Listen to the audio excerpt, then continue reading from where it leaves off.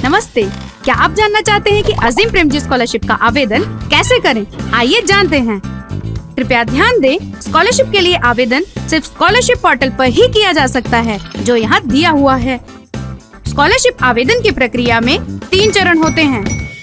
पहला चरण, अपनी योग्यता चेक कर लें, अपने मोबाइल नंबर से रजिस्टर करें और लॉग इन करें।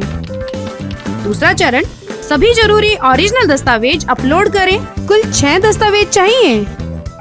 हाल ही में खिंचवाया गया पासपोर्ट साइज फोटो, अपना आधार कार्ड, कक्षा 10 और कक्षा 12 की ओरिजिनल मार्कशीट, कॉलेज में प्रवेश का बोनाफाइड सर्टिफिकेट या कॉलेज की ट्यूशन फीस रसीद, अपना बैंक पासबुक या पिछले 1 महीने का बैंक स्टेटमेंट।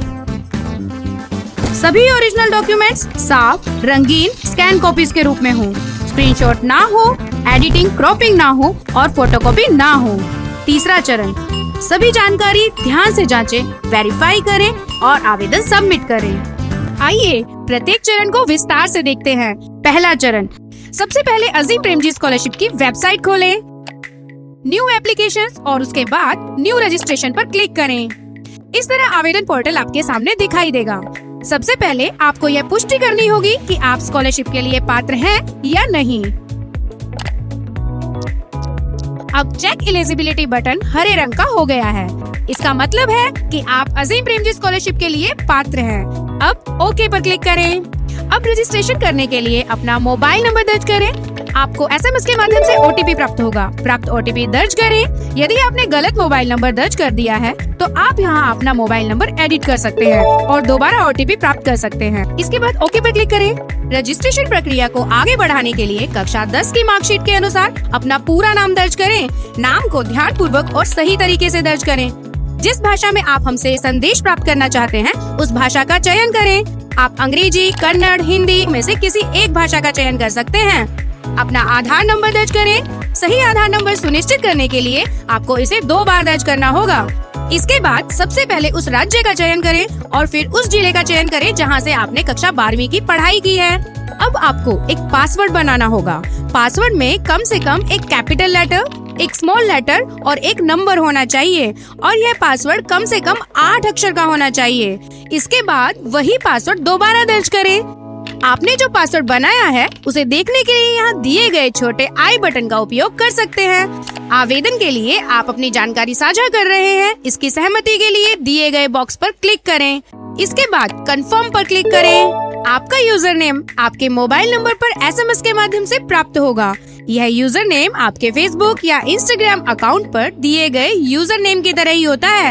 याद रखें, पोर्टल पर लॉगिन करने के लिए आपके पास हमेशा अपना यूजर नेम और पासवर्ड होना चाहिए, इसलिए इन्हें सुरक्षित रूप से सेव करके रखें। यदि आप किसी साइबर सेंटर या बाहर से रजिस्ट्रेशन कर रहे हैं और OTP प्राप्त करने के लिए आपके पास अपना मोबाइल नंबर नहीं है तो चिंता न करें। आप उपलब्ध किसी अन्य मोबाइल नंबर का उपयोग करके रजिस्ट्रेशन और आवेदन कर सकते हैं। लेकिन जब आप घर वापस आ जाएं, तो अपने यूजर नेम और पासवर्ड का उपयोग करके अपना मोबाइल नंबर एडिट करके जोड़ दें, ताकि पोर्टल से मिलने वाले सभी अपडेट आपके अपने मोबाइल नंबर पर ही प्राप्त हो सके।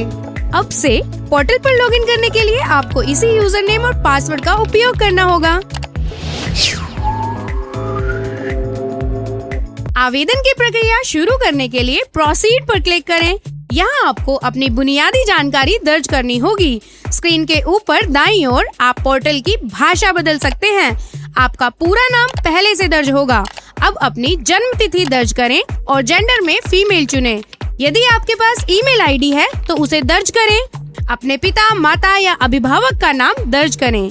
यह नाम आपके आधार कार्ड या मार्कशीट में दिए गए नाम के ही समान होना चाहिए। अपना राज्य और जिला चुनें। अपना पूरा पता और पिन कोड दर्ज करें। इसके बाद सेव पर क्लिक करें। दूसरा चरण, दस्तावेज अपलोड करना।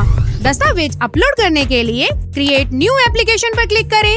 अब आपको वे सभी दस्तावेज अपलोड करने होंगे जिनके बारे में हमने पहले बताया था। प्रत्येक दस्तावेज के लिए दिए गए दिशा निर्देशों को ध्यान पूर्वक पढ़ें। दिए गए सैंपल को ध्यान से देखें। आपका दस्तावेज भी यहाँ दिखाए गए सैंपल दस्तावेज जैसा होना चाहिए। अब अपनी पासपोर्ट साइज फोटो और आधार कार्ड अपलोड करें। हर बार सेव एंड नेक्स्ट पर क्लिक करें। ऐसा करने से इस चरण तक आपकी आवेदन प्रक्रिया सेव हो जाएगी। इस दौरान यदि आप अपना आवेदन तुरंत पूरा नहीं कर पाती हैं, तो आप बाद में भी पोर्टल पर लॉगिन करके आवेदन प्रक्रिया को वहीं से पूरा कर सकती हैं। सही बैंक विवरण जमा करना। अपनी पासबुक या बैंक अकाउंट स्टेटमेंट के अनुसार अपने बैंक का विवरण दर्ज करें। अपना नाम, अपने पिता, माता या अभिभावक का नाम दर्ज करें जैसा आपने पहले किया था और IFSC कोड दर्ज करें। जैसे ही आप IFSC कोड दर्ज करेंगी, आपके बैंक का नाम, ब्रांच और जिले का नाम अपने आप दिखाई देगा। यह जानकारी सही है या नहीं, इसे ध्यान पूर्वक जाँच लें। याद रखें, सही अकाउंट नंबर और IFSC कोड दर्ज करने की जिम्मेदारी आपकी ही है। अब अपनी पासबुक की फोटो या बैंक अकाउंट स्टेटमेंट अपलोड करें।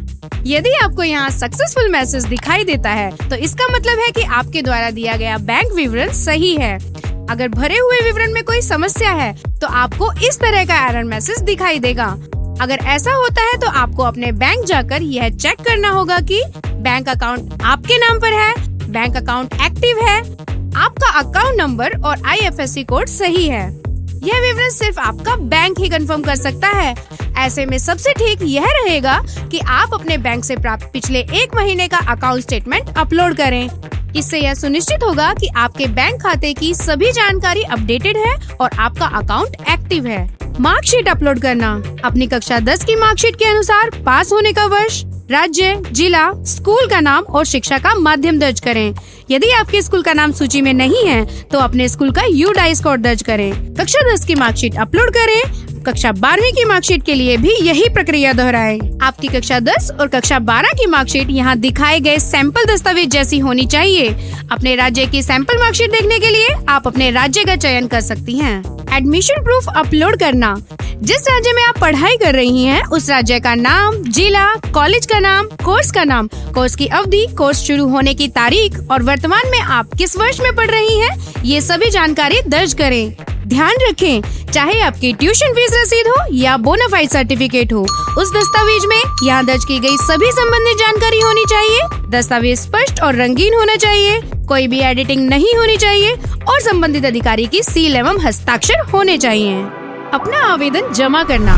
सहमति वाले फॉर्म पर टिक करें और I agree एंड सबमिट पर क्लिक करें। इसके बाद आपको अपने द्वारा अपलोड किए गए प्रत्येक दस्तावेज का प्रीव्यू करना होगा। सुनिश्चित करें कि सभी दस्तावेज आपके अपने हैं और मूल दस्तावेज की स्कैन की हुई कॉपी है। जांच लें कि सभी दस्तावेज स्पष्ट हैं, ब्लैक एंड व्हाइट नहीं है और उनमें किसी भी प्रकार की एडिटिंग नहीं की गई है। जमा करने के बाद आपको एक्नॉलेजमेंट प्राप्त होगा। इसका प्रिंट आउट निकाल कर सुरक्षित रखें। विंडो खुली रहने तक आप अपने फॉर्म में किसी भी समय बदलाव कर सकती हैं। उदाहरण के लिए, यदि आपको लगता है कि आपका बैंक प्रूफ सही नहीं है, तो आप दोबारा लॉगिन कर सकते हैं। संबंधित दस्तावेज को सेलेक्ट करके उसे डिलीट करके और दोबारा अपलोड कर सकते हैं। इसके बाद आपको सभी दस्तावेजों को फिर से प्रीव्यू करना होगा, फिर सबमिट करके एक्नॉलेजमेंट प्राप्त करें। आपका आवेदन तभी जमा माना जाएगा जब आप यह प्रक्रिया पूरी करेंगी। यदि आप केवल दस्तावेज अपलोड करके लॉग आउट कर देती हैं, तो आपका आवेदन ड्राफ्ट स्टेज में रहेगा और हमें आपका आवेदन प्राप्त नहीं होगा।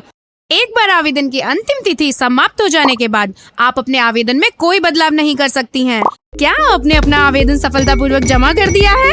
बहुत बढ़िया। अब बस ये सुनिश्चित करें कि एक्नॉलेजमेंट का प्रिंट आउट अपने पास सुरक्षित रखें, अपना एप्लीकेशन ID, यूजर नेम और पासवर्ड सुरक्षित रखें, अपना मोबाइल नंबर अपडेट करें ताकि पोर्टल पर अपना मोबाइल नंबर रजिस्टर्ड हो और आपको सभी अपडेट अपने नंबर पर प्राप्त हो सकें। किसी भी प्रश्न या सहायता के लिए आप हमारी व्हाट्सएप हेल्पलाइन से संपर्क कर सकती हैं।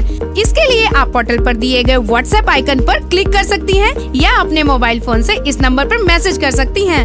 सभी अपडेट प्राप्त करने के लिए हमारे YouTube चैनल और Instagram को फॉलो करें।